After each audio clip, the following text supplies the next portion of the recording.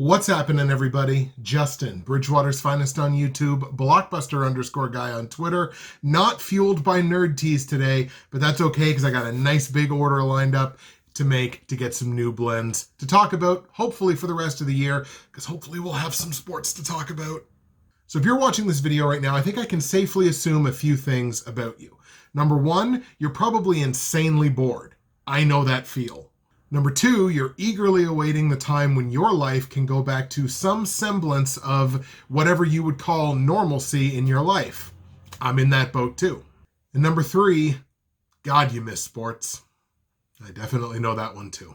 While it would be incredibly premature to start talking about sports coming back, even though, of course, people are already talking about it, I think it's just about the right time to start talking about what the world is going to have to look like in order for that to happen. Talking about sports coming back right now is what they like to call mental masturbation. It means absolutely nothing. You're just pleasing yourself. But to talk about what actually needs to happen for the big four sports to come back, I think it's right about the right time. This is by no means a comprehensive list, but I've kind of broken it down into four different areas, four different scales, if you will. There's the huge scale, which is worldwide, nationwide, everything like that. Gets a little bit smaller when you start talking about the individual sports, a little bit smaller still when you start talking about the people, that being the fans, that being you and I, and then to talk about, contingency plans, what should happen if things go wrong. So I think we'll get the obvious one out of the way first. On a worldwide scale, on a nationwide scale, on a local scale, obviously COVID-19 kind of needs to be brought under control, certainly more so than it is right now. We need to be living in a world where new cases of COVID-19 are brought down to a very, very, very small fraction of what they are right now. Not to inundate you with numbers or make you any more sad than you might be, but there were over 33,000 new cases of COVID-19 just yesterday in the United States. Obviously, because all the leagues are shut down, and it's a good thing that all the leagues are shut down, that is not conducive to playing sports. Even if that number's brought down 99%, that would be 330 new cases across the country. Even if the numbers are brought down to that, that might even be pushing it for what could be called a safe environment. But we will eventually get there.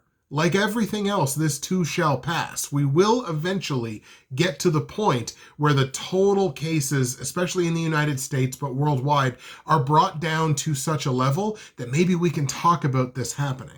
That also goes a long way, by the way, to freeing up the kind of necessary testing that we're going to talk about in a minute that would be required for some of these leagues to start functioning again. We need to be living in a world where most of our businesses have reopened, our elective businesses, that is. Our states of emergency and our travel restrictions are all something we talk about in past tense rather than in present tense. We need to be living in a world that's as close to the world we were living in November than the world we're living in right now. So play a game with me. Let's assume that we're living in that world. Let's assume that right now we're living in a world where we're only showing a fraction of a percent of the new cases of COVID-19 that we're seeing right now. Where do we go from there?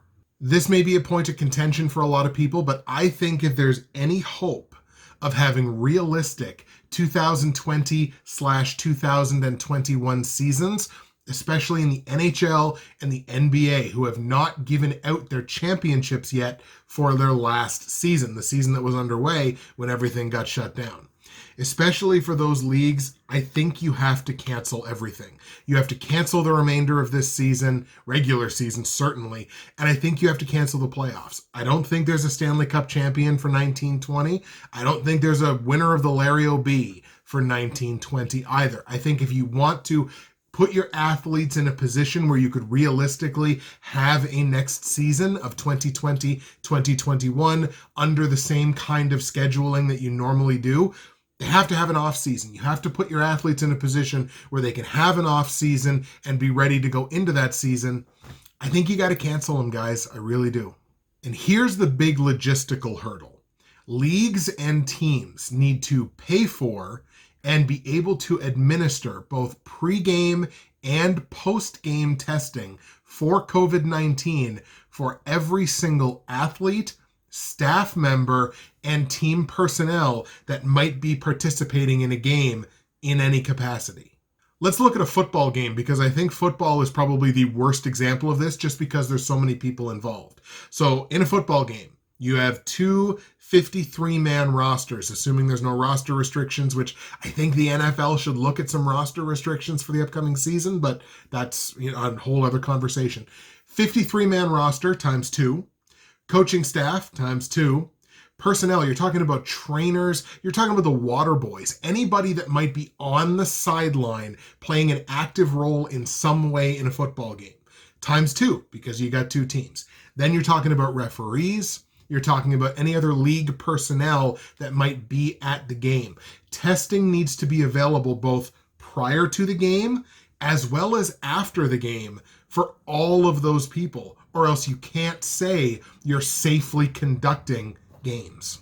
What's worse is this cannot operate as a drain on society. That can't operate by taking testing kits away from a society as a whole that needs them. That's why this can't happen right now. But if you get to a situation where, your new cases of COVID-19 are reduced by 99% and the rest of society at large doesn't need the volume of testing that it needs right now, that might open up those assets to where leagues can put some money into this, have the testing available, that it's not a drain on society as a whole. If you're going to drain on society as a whole, this cannot happen. You have to stay shut down. But remember too that it's not just about the testing, it's also about the resulting. So the league has to have the microbiological assets. I bet you didn't think you'd hear that in this video. The microbiological assets to get test results quickly for these athletes and staff and personnel. And we're talking about 24-hour turnaround time. And I realize that right now, I don't think 24-hour testing for COVID-19 exists. So obviously, this depends on how far testing progresses in the next month or 2 months or 3 months. If we can take another big step like that and get test results in a pretty good turnaround time, the leagues have to be able to have the assets, the microbiology labs, the assets to get these test results quickly. And again, when the rest of society is at a point that it doesn't need the microbiological assets that society as a whole has right now, sports leagues can start funding those things and saying, okay, cool, this is going to be an unpopular one, but I think practices all but disappear. Because every time you get your whole team together, get them all out on the ice, on the field, whatever, they're making contact with each other. At that point, it's basically a game. You basically have to test before and after every practice. So I think practices, logistically speaking, need to all but disappear. You got to trust your athletes to keep themselves in peak game shape. And of course, teams and leagues can have assets available that players would be able to do that. But I think the concept of the practice, Allen Iverson's going to be very happy. The concept of the practice, I think, almost completely disappears. You also have to have games taking place with more time in between them, because you need time to get those testing results back to make sure that everybody is still A-okay. So you're talking about like in the NBA or the NHL where you might play games on consecutive nights. That's not happening anymore. That's done. I think you got to have at least one day in between any game. I think you're looking at a complete season for 2020-2021 probably being cut in half. So let's look at the NHL as an example. The NHL plays an 82-game season. I would say you probably play 40.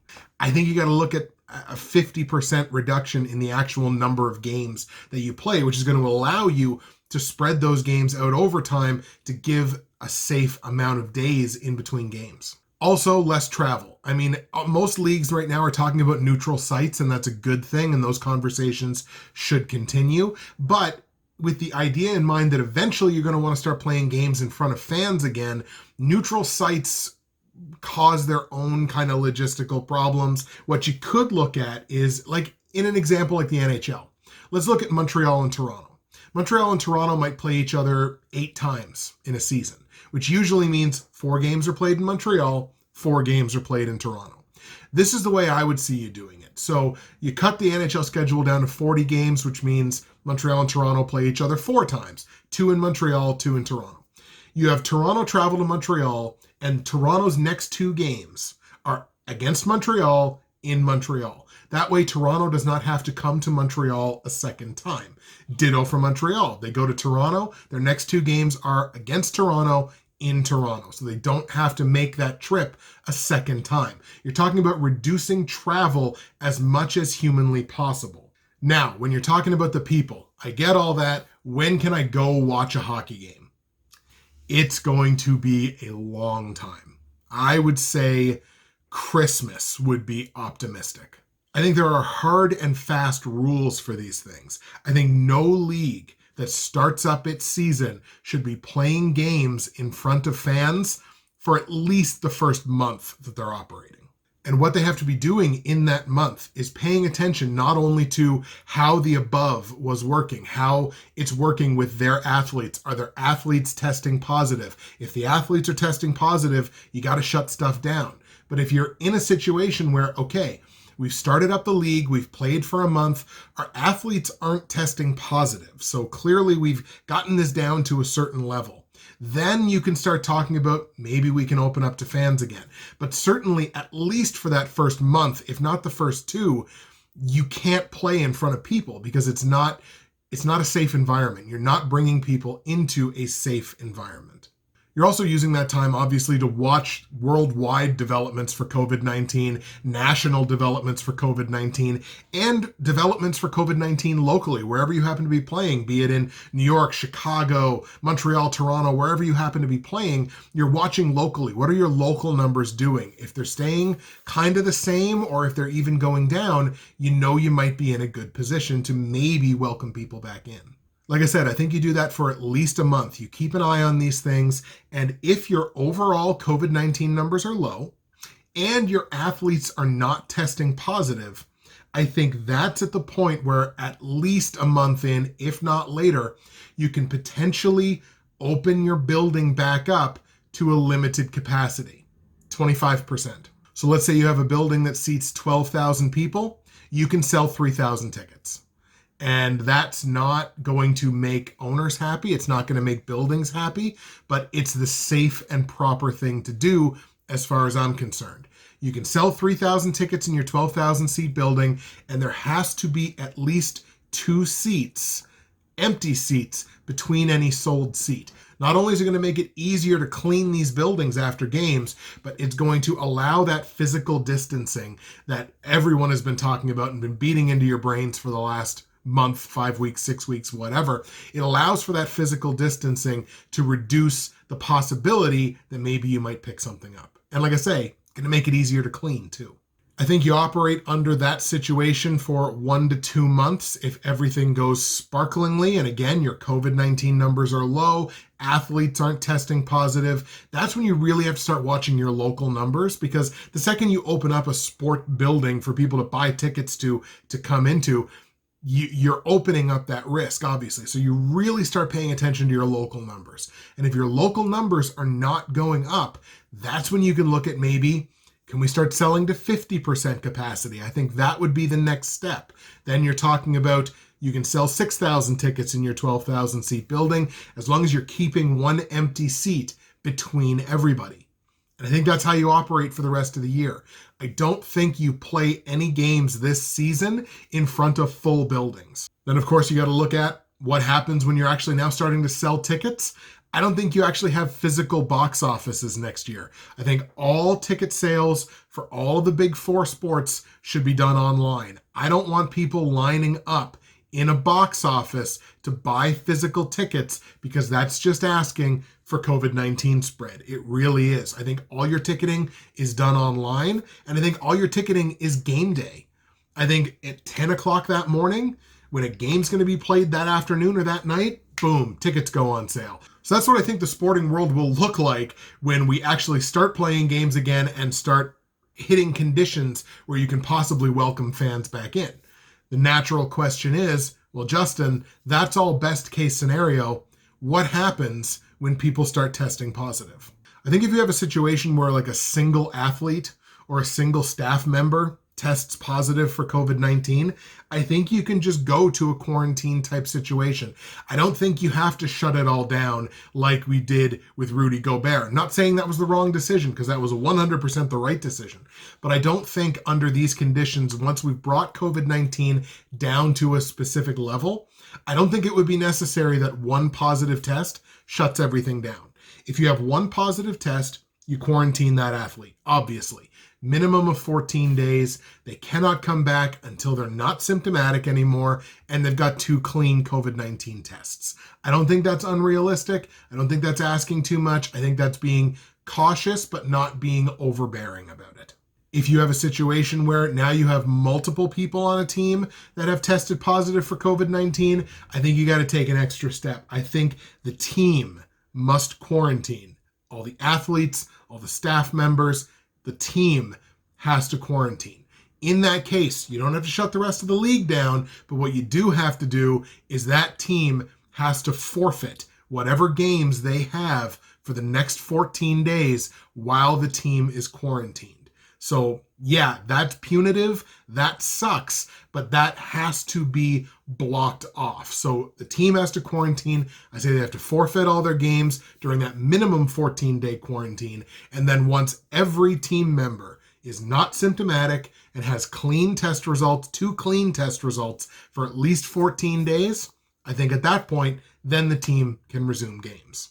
But also at that point, you can't have fans coming into the building at that point. So then you have to stop selling tickets to fans. You got to go back to empty arenas for at least a month. Basically starts that whole fan process over again. The only time I think you would need to see a full league shutdown is if you have multiple positive tests on multiple teams. Because then it's at the point where now multiple teams have to be quarantined and da-da-da-da.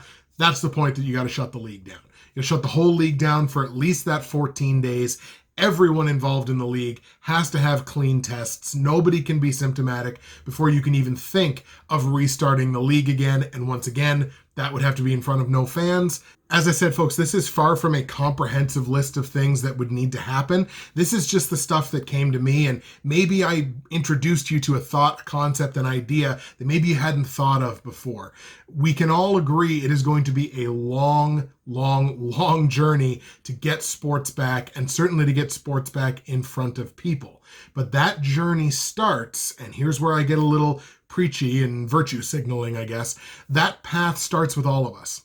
We have to do everything that we possibly can to actually follow all that stuff that's been pounded into our brains in the last 6 weeks. We have to socially distance. We have to self-isolate if need be. We have to flatten this curve, which is what everybody's talking about. We have to quote Nova Scotia Premier Stephen McNeil, stay the blazes home, or else the sports that we miss, the sports that we crave, we're not going to get them back for a long time. That's it for me. Justin, Bridgewater's Finest on YouTube, Blockbuster_guy on Twitter. Again, not fueled by nerd teas today, but I got a big order that I'm about to make. What do you guys think? Like, what do you think needs to happen? Is there something that I failed to mention? Is there something I mentioned that you hadn't thought of? Let's get some conversation going in the comments section below. Let's talk about this. Let's come to an understanding, and let's all hope and pray we can get our sports back ASAP.